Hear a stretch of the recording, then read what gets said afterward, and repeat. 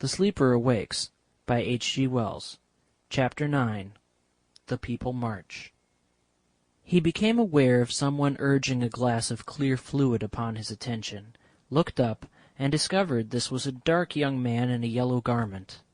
He took the dose forthwith, and in a moment he was glowing. A tall man in a black robe stood by his shoulder and pointed to the half-open door into the hall. This man was shouting close to his ear, and yet what was said was indistinct because of the tremendous uproar from the great theatre. Behind the man was a girl in a silvery-grey robe, whom Graham, even in this confusion, perceived to be beautiful. Her dark eyes, full of wonder and curiosity, were fixed on him. Her lips trembled apart.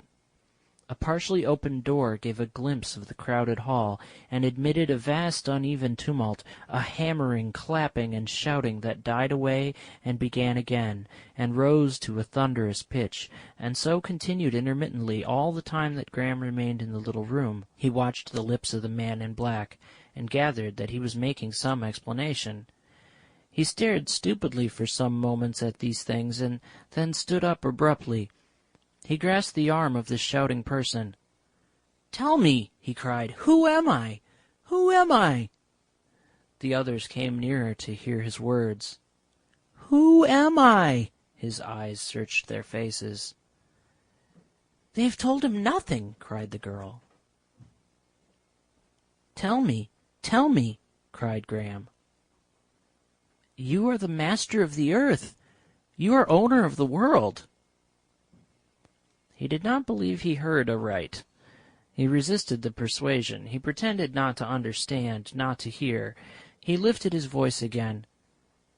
"I've been awake 3 days, a prisoner 3 days. I judge there's some struggle between a number of people in this city. It is London." "Yes," said the younger man. "And those who meet in the great hall with the white atlas? How does it concern me?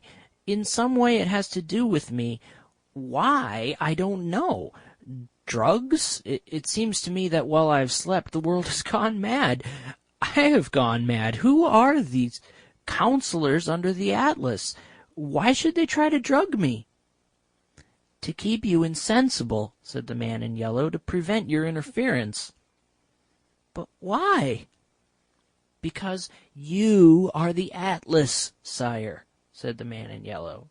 "The world is on your shoulders. They rule it in your name." The sounds from the hall had died into a silence threaded by one monotonous voice. Now suddenly, trampling on these last words, came a deafening tumult, a roaring and thundering, cheer crowded on cheer, voices hoarse and shrill, beating, overlapping, and while it lasted, the people in the little room could not hear each other shout.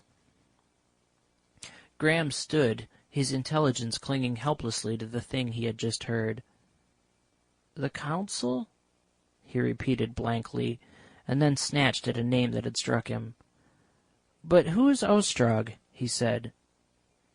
"He's the organizer of the revolt, our leader, in your name." "In my name? And you? Why is he not here?" "He has deputed us. I am his brother, his half-brother, Lincoln. He wants you to show yourself to these people and then come on to him. That is why he has sent. He's at the wind vane offices directing. The people are marching." "In your name," shouted the younger man. "They have ruled, crushed, tyrannized, at last even in my name, master?" The young man suddenly became audible in a pause of the outer thunder, indignant and vociferous, a high penetrating voice under his red aquiline nose and bushy mustache. "No one expected you to wake! No one expected you to wake! They were cunning, damned tyrants, but they were taken by surprise. They did not know whether to drug you, hypnotize you, or kill you." Again the hall dominated everything. "Ostrog is at the wind vane offices, ready. Even now there's a rumor of fighting beginning." The man who had called himself Lincoln came close to him. "Ostrog has it planned. Trust him. We have our organizations ready. We shall seize the flying stages. Even now he may be doing that. Then, this public theater, bawled the man in yellow. It's only a contingent. We have 5 myriads of drilled men. We have arms, cried Lincoln. We have plans, a leader.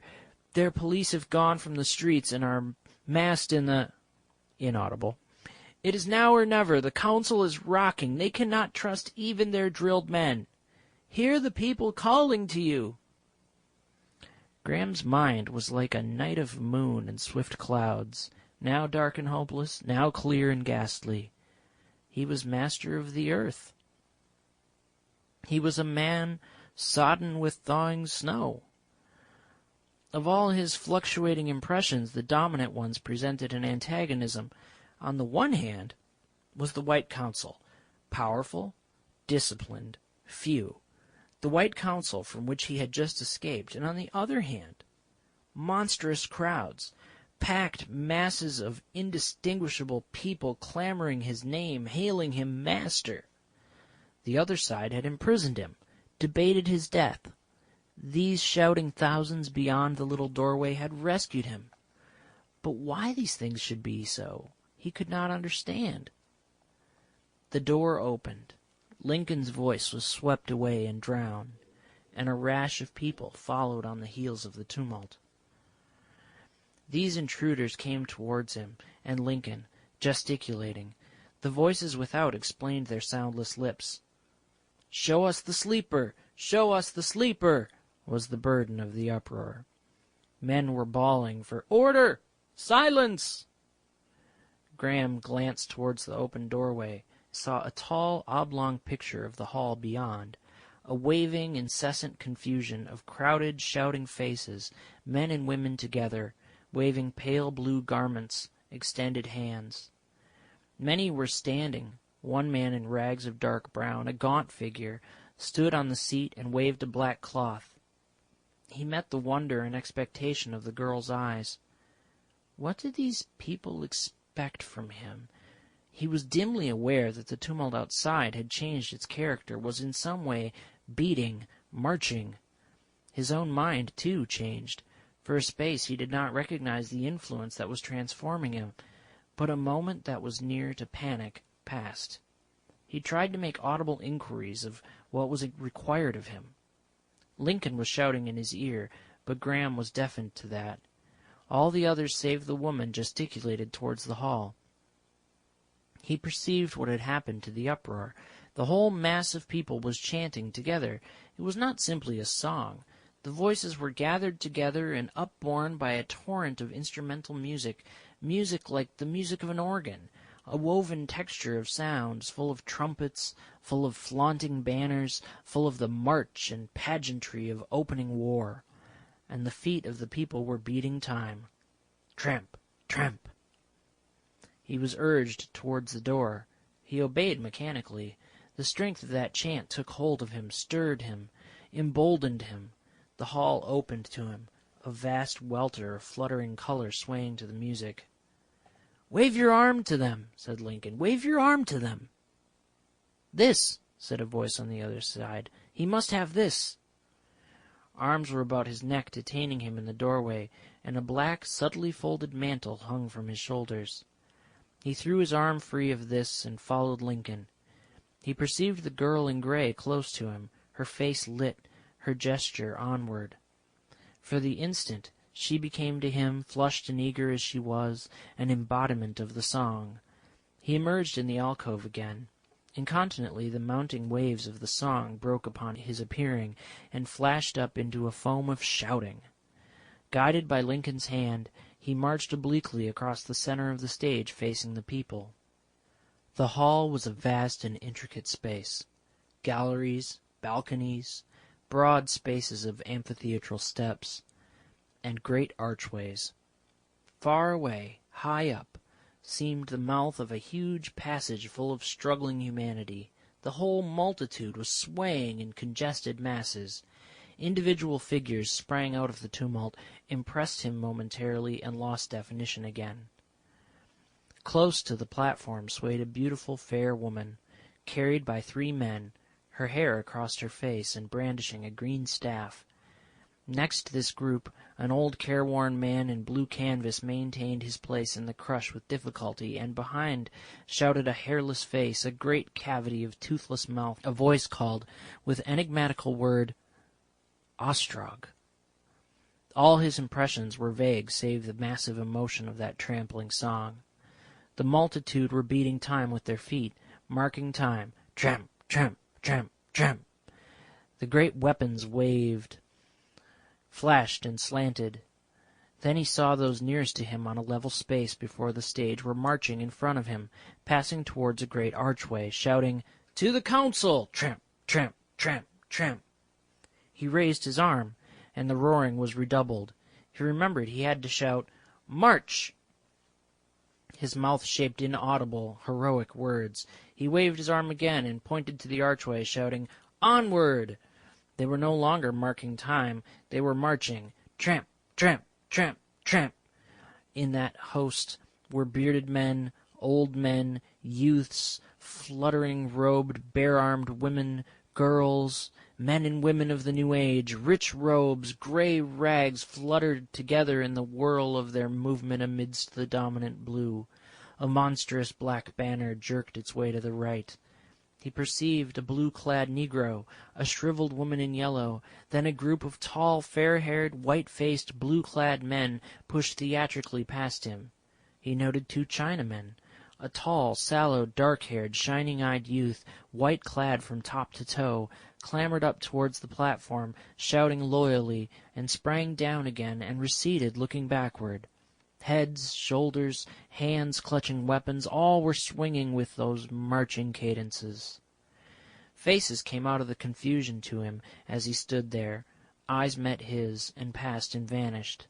Men gesticulated to him, shouted inaudible personal things. Most of the faces were flushed, but many were ghastly white, and disease was there, and many a hand that waved to him was gaunt and lean.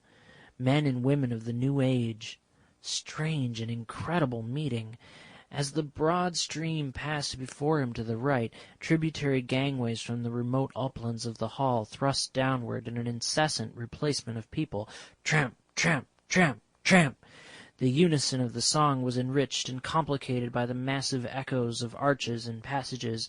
Men and women mingled in the ranks. Tramp, tramp, tramp, tramp.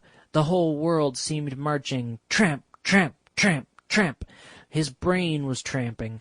The garments waved onward. The faces poured by more abundantly. Tramp, tramp, tramp, tramp. At Lincoln's pressure, he turned toward the archway, walking unconsciously in that rhythm, scarcely noticing his movement for the melody and stir of it.